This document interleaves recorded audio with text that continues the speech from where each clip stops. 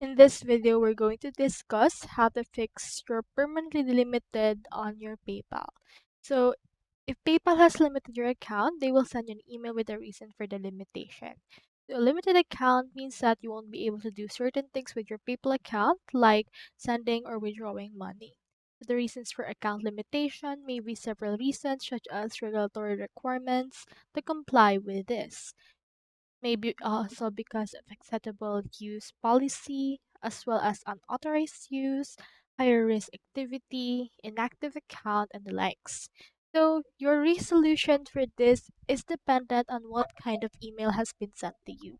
If you have an inactive account, you can contact Resolution Center for this. If you have high risk activity like receiving an unusual high number of claims or unauthorized use, you may be able to actually recover your account, but they will first create a review.